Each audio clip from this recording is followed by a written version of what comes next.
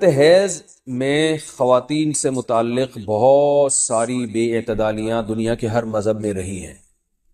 یہودی کیا کرتے تھے کہ حالت حیض میں عورت سے بالکل کنارہ کشی اختیار کر لیا کرتے تھے، اس کے قریب بھی نہ جانا، اور کھانا پینا بھی الگ اور جھوٹا بھی الگ۔ تو بعض مذاہب میں کوئی فرق ہی نہیں تھا کہ حالت حیض اور پاکی کی ایام میں۔ تو جب اسلام دنیا میں آیا تو صحابہ کرام کو یقیناً یہ خیال پیدا ہوا کہ بھئی اب اسلام کے اس بارے میں کیا احکام ہیں کہ جب خواتین مینسز کی حالت میں ہوتی ہیں شادی شدہ، تو کیا ہم ان سے ہم بستری کر سکتے ہیں یا نہیں کر سکتے، کیا اس کے احکامات ہیں۔ تو اللہ نے صحابہ کے سوال کو اور پھر اپنے جواب کو قرآن مجید کا جز بنا کے نازل کر دیا۔ وَيَسْأَلُونَكَ، اور یہ لوگ آپ سے سوال کرتے ہیں، عن المحیض، حیض کے بارے میں۔ تو حیض کے بارے میں سوال نہیں تھا، اصل میں سوال یہ تھا کہ حالت حیض میں زوجہ سے ہم بستری جائز ہے یا نہیں ہے، تو قرآن نے اس کی طرف اشارہ کر دیا۔ قل، اے نبی آپ ان سے کہہ دیجئے، ہوا اذن، اذن اصل میں تکلیف کو بھی کہتے ہیں، گندگی کو بھی کہتے ہیں۔ تو یہاں گندگی مراد ہے کہ وہ گندگی ہے۔ فَاعْتَزِلُوا النِّسَاءَ، لہذا عورتوں سے دور رہو، فی المحیض، حالت حیض میں۔ وَلَا تَقْرَبُوهُنَّ، اور ان کے قریب مت جاؤ، حَتَّى يَطْهُرْنَ، جب تک کہ یہ پاک نہ ہو جائیں۔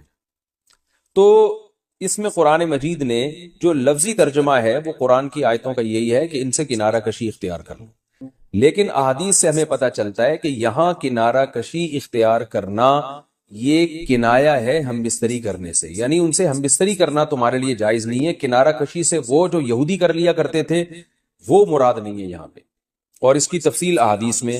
تو قرآن نے چونکہ صاف لفظوں میں جماع کا ہم بستری کا ذکر نہیں کیا تو اس کنایوں سے کام لیا ہے قرآن مجید نے۔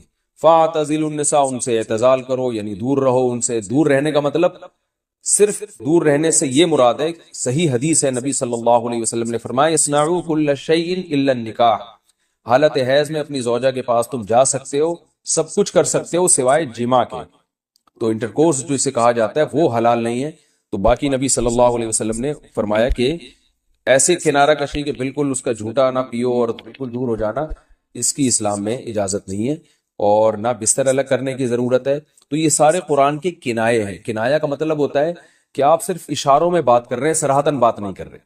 تو میں اس میں نقطے کی بات بھی بتاؤں گا کنایا کیوں ہے، کہ فَاعْتَزِلُوا النِّسَاءَ فِي الْمَحِيضِ، عورتوں سے حالت حیض میں دور رہو، وَلَا تَقْرَبُوهُنَّ، ان کے قریب مت جاؤ۔ تو یہ قریب جانا بھی اصل میں جماع اور ہم بستری سے کنایا ہے، یعنی اشارہ ہے ہم بستری مت کرو۔ تو جماع کا صراحتاً ذکر نہیں کیا جا رہا، تو مراد وہی ہے، کنایا ہے، کنائے میں بات کی جا رہی ہے۔ ایک جگہ قرآن میں آتا ہے لا تقربوا الزنا، زنا کے قریب مت جاؤ۔ تو ممکن ہے کسی کو اشکال ہو کہ وہاں تو ہم یہ کہتے ہیں کہ زنا کے قریب بھی مت جاؤ، تو وہاں قریب نہ جانے سے ہم حقیقی معنی مراد لیتے ہیں کہ بھئی زنا ایسا کام کرنا جو زنا یعنی زنا تک لے کر جاتا ہے وہ بھی تمہارے لیے حرام ہے۔ تو وہاں تو یہ ترجمہ کرتے ہیں، تو یہاں بھی وہی ترجمہ ہونا چاہیے، ولا تقربوهن، ان عورتوں کے قریب بھی مت جاؤ۔ یا مطلب کیا ہے کہ اس گھر میں بھی نہ رہو، اس کمرے میں بھی نہ رہو جہاں تمہاری جو بیوی رہتی ہے جو مینسز کی حالت میں۔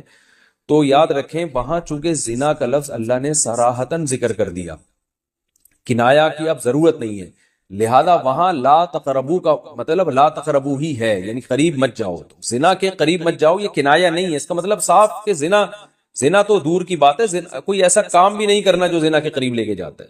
لیکن یہاں اللہ نے ہم بستری کے لفظ کا صراحتاً ذکر نہیں کیا، لہذا جہاں ذکر نہیں ہوتا تو وہاں اشارتاً ذکر کیا جاتا ہے، اور اشارتاً جب ذکر کیا ہے تو یہاں لا تقربوہن، یہ قرب سے خاص قسم کا قرب مراد ہے، اس سے مطلق قرب مراد نہیں ہے کہ کسی کے بھی قریب چلے جاتے ہیں۔ تو یہاں خاص قسم کا قرب مراد ہے، وہ قرب یہی ہے کہ مکمل جمع کرنا حالت حیض میں، اس کی اجازت نہیں دی جا رہی، لیکن اللہ نے اس کو گول مول طریقے سے کنائے کے ذریعے ذکر کیا ہے۔ حتی یطہرن، یہاں تک کہ وہ پاک ہو جائیں۔ تو یہ جو میں نے بتایا کہ حالت حیض میں نبی صلی اللہ علیہ وسلم سے صحیح حدیث سے ثابت ہے، اور اس پر پوری امت کا اجماع ہے، اتنی واضح احادیث ہیں بخاری اور مسلم کی اس بارے میں کہ حالت حیض میں آپ بیوی کے قریب جا سکتے ہیں، اور حیا کے خلاف مسئلہ ہے، لیکن اب ایک بات آ گئی تو میں بتا دوں کہ اس کی تفصیل فقہاء نے بیان کی ہے کہ جو ناف سے لے کر گھٹنوں تک جسم پہ کوئی کپڑا ڈال دیا جائے، اور پھر باقی زوجین ایک دوسرے سے جو ہے وہ ریلیشن قائم کر سکتے ہیں باقی باڈی کے ذریعے، لیکن یہ کہ جو مکمل جمع ہے وہ حلال نہیں ہے۔ اور وہ سخت گناہ ہے۔ آگے اللہ نے ارشاد فرمایا فَإِذَا تَطَهَّرْنَا، پس جب وہ مکمل پاک ہو جائیں، فَأْتُوهُنَّ، تو پھر تم ان کے پاس آؤ۔ اب یہ بھی دیکھیں ان کے پاس آؤ یہ کنایا ہے جمع سے، یہ نہیں کہ آپ کی زوجہ جو ہے وہ جب حیض سے پاک ہوئی ہے تو آپ اب اس کے پاس جا کے چائے پی سکتے ہیں، وہاں بیٹھ کے کھانا کھا سکتے ہیں، یہ مراد نہیں ہے، یہ سب کنایہ اور اشارتاً قرآن بات کر رہا ہے۔ فَأْتُوهُنَّ، تو ان کے پاس آؤ، یعنی مطلب ان سے تم جمع کر سکتے ہو، جمع کرو ان سے، من حیث امرکم اللہ، ایسے جیسے اللہ نے حکم دیا ہے۔ تو اس سے پتہ چلتا ہے کہ جمع کا ایک ناجائز اور حرام طریقہ بھی ہے اور ایک جائز طریقہ بھی ہے۔ تو قرآن بتا رہا ہے کہ جائز طریقے سے تم جمع کر سکتے ہو، ناجائز طریقے سے جمع نہیں کر سکتے۔ وہ جائز اور ناجائز کیا ہے وہ میں انشاءاللہ بتاتا ہوں۔ ان اللہ، بے شک اللہ تعالیٰ، یحب التوابین، توبہ کرنے والوں سے بھی محبت کرتا ہے، ویحب المتطہرین، اور تطہر جو ہے نا یاد رکھیں، دیکھیں یہاں دو لفظ استعمال ہوئے ہیں، ایک استعمال ہوا ہے طہورا یطہرو حتی یطہرنا، اس کا مطلب ہوتا ہے پاک ہو جانا، اور ایک ہوتا ہے تطہرنا، باب تکلف ہے، یعنی تھوڑا تکلف سے پاک ہونا، اہتمام کر کے۔ ایک پاک تو یہ ہے کہ بس چلو بھائی پاک ہو گئے، ایک ہے کہ بہت یعنی پاک صاف رہنے کی بڑی کوشش کرنا۔ تو جو صفائی پسند لوگ ہوتے ہیں نا، وہ جب تک صفائی کا خبط ان کے اوپر سوار نہیں ہو جاتا اور تکلف نہیں کرتے اس وقت تک پاک صاف وہ رہتے نہیں ہیں۔ تو اس لیے اللہ تعالیٰ نے تکلف کے ساتھ طہارت کا حکم دیا۔ تو اسی وجہ سے بہت سے علماء کہتے ہیں کہ اس سے حالت حیض کے بعد غسل کرنا مراد ہے، کہ اگر عورت کے 10 دن سے پہلے پہلے حیض آنا ختم ہو جائے تو عورت پر پھر واجب ہو جاتا ہے کہ وہ باقاعدہ غسل کر کے اپنے آپ کو پاک صاف کرے، تو یہی مراد ہے اس سے۔ اللہ نے فرمایا فَإِذَا تَطَهَّرْنَا، جب وہ مکمل پاک ہو جائیں، فَأْتُوهُنَّ مِنْ حَيْثُ أَمَرَكُمُ اللَّهُ، تو پھر اس طرح آؤ ان کے پاس جیسے اللہ نے حکم دیا، بے شک اللہ تعالیٰ محبت کرتا ہے توابین، توبہ کرنے والوں سے، وَيُحِبُّ الْمُتَطَهِّرِينَ، اور خوب تکلف کے ساتھ پاک صاف رہنے والوں سے۔ تو توبہ اور تطہر کا تذکرہ کیا۔ توبہ روحانی طہارت کو کہتے ہیں، اور جو تطہر ہے وہ جسمانی طہارت کو کہتے ہیں۔ یعنی اسلام یہ چاہتا ہے کہ آپ روحانی طور پہ بھی پاک صاف رہیں اور جسمانی طور پہ بھی۔ روحانی پاکی کیا ہے کہ اگر آپ سے کوئی گناہ ہو جاتا ہے تو رو دھو کے اللہ کو منا کے راضی کر لیں، تاکہ دل جو گندا ہوا ہے وہ بھی صحیح ہو جائے۔ اور جسمانی پاکی یہی ہے کہ جسم پہ کوئی گندگی لگی ہے تو وہ پاک ہو جائے۔ تو اس میں اللہ نے حالت حیض میں عورت کو بھی حکم دیا کہ وہ بھی نہا دھو کے پاک ہو جائے جب حیض سے پاک ہوتی ہے، اور مرد کو بھی حکم دیا کہ حالت حیض میں تم گندگی کی حالت میں جمع مت کرو بیوی کے ساتھ، خون میں لت پت ہو جائے گا انسان، اور یہ گندگی ہے تو اللہ تعالیٰ پاک صاف رہنے والوں کو پسند کرتے ہیں۔ تو جو حالت حیض میں بیوی سے جمع کرتا ہے اس کا مطلب وہ پاک صاف آدمی نہیں ہے، گندگی کے وقت میں اس کے قریب جا رہا ہے، تو یہ بھی غلط ہے۔ اور اگر خدا نخواستہ کسی سے ایسا ہو گیا ہو تو اللہ نے توبہ کا حکم دیا کہ توبہ کر کے اللہ کو مناؤ، کیونکہ روحانی طور پر جو گندگی ہوئی ہے اس سے بھی تمہیں پاک رہنا ضروری ہے۔ تو اللہ کو اچھے لوگ، پاکیزہ لوگ پسند ہیں۔